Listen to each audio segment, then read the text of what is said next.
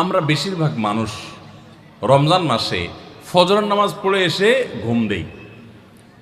আপনার যদি রাতে ঘুম না পুরে আবার দিনে ডিউটি থাকে, ঘুম একটু যদি যাওয়াই লাগে, তো ফজরের পর পর ঘুমাবেন না। আলহামদুলিল্লাহ, আমাদের বাসায় আমরা এটার প্র্যাকটিসটা প্রতি বছর খুব হার্ডলি করার চেষ্টা করি। ফজরের পর পর কোনো ঘুম নেই, ফজরের পর একটু কোরআন তেলাওয়াত করেন। প্রথম প্রথম চোখ ভেঙে আসবে, কারণ আপনি ভোর রাতে উঠছেন, অভ্যাস নাই।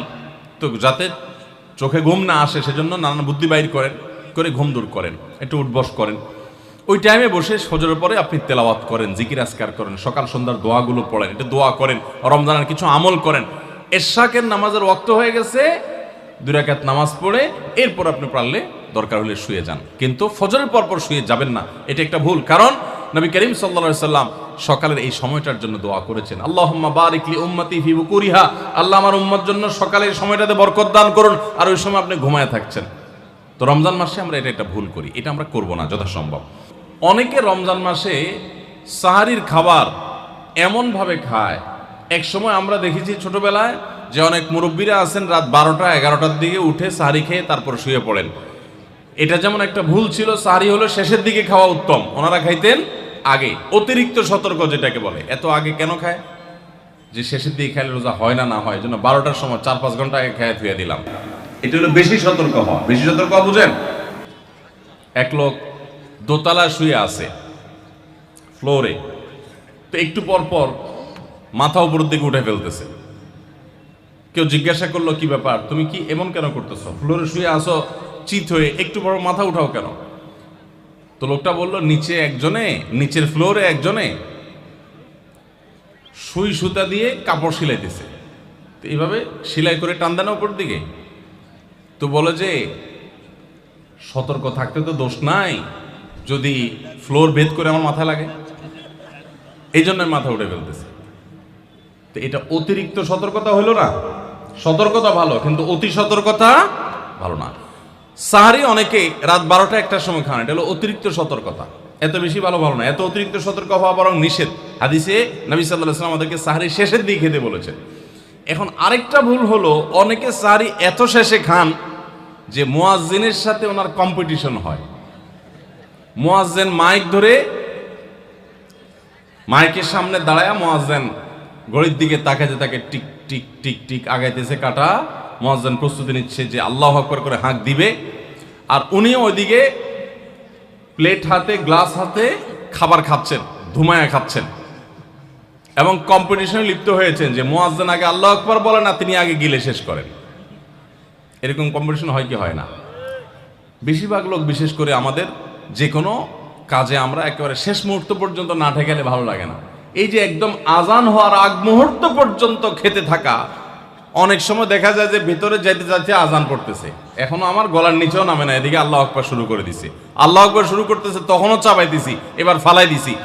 দেরিতে সাহারি খাওয়া সুন্নত, এর মানে এই না যে এত দেরি করবেন যে মুয়াজ্জিনের সাথে আপনি চোর পুলিশ খেলাবেন। এত দেরি করা এটা অবশ্যই সুন্নাহ নয়। নবী করিম সাল্লাল্লাহু আলাইহি সাল্লাম সাহারি খেয়ে শেষ করার পর ফজরের নামাজ পড়তেন, মাঝখানে 50 আয়াত পড়ার মতো গ্যাপ থাকতো। 50 আয়াত, 50 আয়াতের গ্যাপ মানে হলো 5 থেকে 7 মিনিট এভারেজ, এরকম গ্যাপ তিনি দিতেন, তারপর তিনি নামাজ পড়তেন। তো এই জন্য ভাইরা আমার, আমরা বলতে পারি যে 7 নম্বরের ভুল হলো, আমরা অনেকেই রমজান মাসে সাহারির খানা খেতে খেতে একেবারে আজান পর্যন্ত ঠেকাই দিই। এত দেরি করা আবার ঠিক না। অনেকে গোসল ফরজ হলে মনে করেন যে এই অবস্থা সাহারি খাওয়া যায় না, এটা ভুল ধারণা। আপনার রমজানে রাতের বেলা গোসল ফরজ হয়েছে, আপনি এখনো গোসল করতে পারেন না, এদিকে সাহারির খানার সময় চলে যাচ্ছে, তাহলে আপনি আগে সাহারির খানা খেয়ে নেন, সাহারি খেয়ে তাড়াতাড়ি গোসল করে তারপর ফজর নামাজ পড়তে যান, কোনো অসুবিধা নেই। এমনকি যদি আজান হয়ে যায়, আপনি গোসল এখনো করতে পারেন নাই, তাতেও সমস্যা নেই। আমরা অনেকে এটাকে সমস্যা মনে করি। সেই সাথে আরেকটা ভুল ধারণা হলো, অনেকে মনে করেন রমজান মাসে দিনের বেলায় স্বপ্নদোষ হলে বোধহয় রোজা ভেঙে যায়। স্বপ্নদোষ হওয়ার কারণে রোজা ভাঙে না।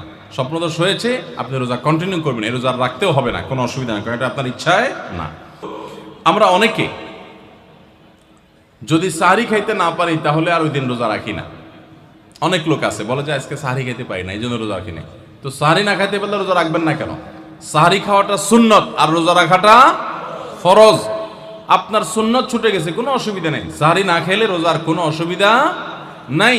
সাহারি খাওয়াটা উত্তম। নবী সাল্লাল্লাহু আলাইহি ওয়াসাল্লাম বলেছেন তাসাহহারু ফাইন্না ফিস সাহুরি বারাকা, তোমরা রাতের শেষ বেলার খানাটা, সাহারির খানাটা খাবা, এটাতে বরকত আছে, কল্যাণ আছে। দুপুরের খানায় বরকতের কোনো ঘোষণা নাই, অন্য কোনো খানায় বরকতের কোনো ঘোষণা নাই, কিন্তু সাহারির খানাতে বরকতের ঘোষণা আছে।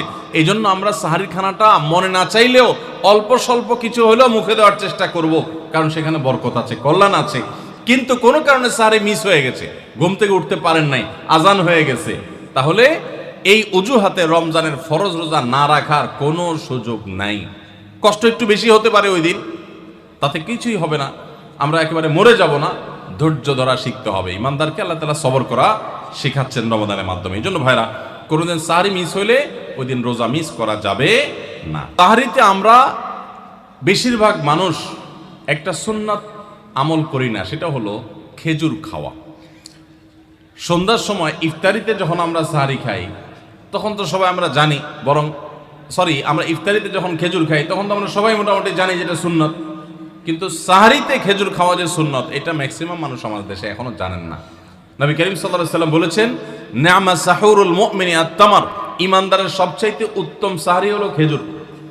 আপনি ভাত খান, ডাল খান, গোশত খান, মাছ খান, যাই খান, এক পিস খেজুর আপনি যদি অন্তত সাহারিতে খান, তাহলে এটার কারণে একটি সুন্নাত জিন্দা করা সওয়াব পাবেন। খেজুরে প্রচুর পরিমাণ এনার্জি, খাদ্য শক্তি থাকে, এটা আমাদের জন্য নানা দিক থেকে উপকারীও বটে। এই জন্য ইফতারিতে আপনি খেজুর খাওয়ার কথা জানেন, অথচ হাদিসে শুধু ইফতারিতে না, সাহারিতেও খেজুর খাওয়ার নির্দেশনা দেওয়া হয়েছে। এই জন্য এটা একটা ভুল যে আমরা অনেকে সাহারিতে যে খেজুর খেতে হয় এটা জানি না। অনেকে রোজা রেখে থুতু গিলাটাকে দোষণীয় মনে করেন যে রোজা রেখে বোধহয় থুতু গেলা যায় না, এই জন্য ঘন ঘন থুতু ফেলে দেখবেন অনেকে আছেন। বিশেষ করে নতুন নতুন যখন রোজা রাখে পোলাপান, তখন দেখবেন যে মিনিটে মিনিটে থুতু ফেলে, আছে না নাই? এই ঘন ঘন রোজা রাখে, আপনার থুতু ফেলে কেন? কারণ মনে করতেছে থুতু গিললে তার রোজা ভেঙে যাবে। ভাই, থুতু যদি আপনি না গিলেন আপনি বাঁচবেন? থুতু না গিললে কেউ বাঁচবে? যতই আপনি থুতু ফেলেন, আপনার থুতু তো কিছু না কিছু ভিতরে যাবেই। যদি না যায়, গলা শুকিয়ে গেলে তো আপনি মরেই যাবেন। এই জন্য এটা একটা ভুল যে আমরা মনে করি থুতু ফেলা লাগে। রোজা রেখে রোজার কারণে এক্সট্রা কোনো থুতু ফেলার দরকার নাই। আপনার মুখে বালু চলে আসছে, একটা মশা ঢুকে গেছে, আপনি রোজা আছে, এটার জন্য ভিতরে না যায়, সেজন্য থুতুটা ফেলে দিলেন, এটা ভিন্ন কথা। আপনি বেসিনে গিয়ে ফেলে আপনি একটু পানি ঢেলে দিলেন, কিন্তু রোজা রেখে ঘন ঘন থুতু ফেলতে হবে, থুতু গিলা যাবে না, এরকম কোনো কথা নাই। এটা আমাদের একটা ভুল, রমজান কেন্দ্রিক একটা ভুল। 13 নম্বর ভুল হলো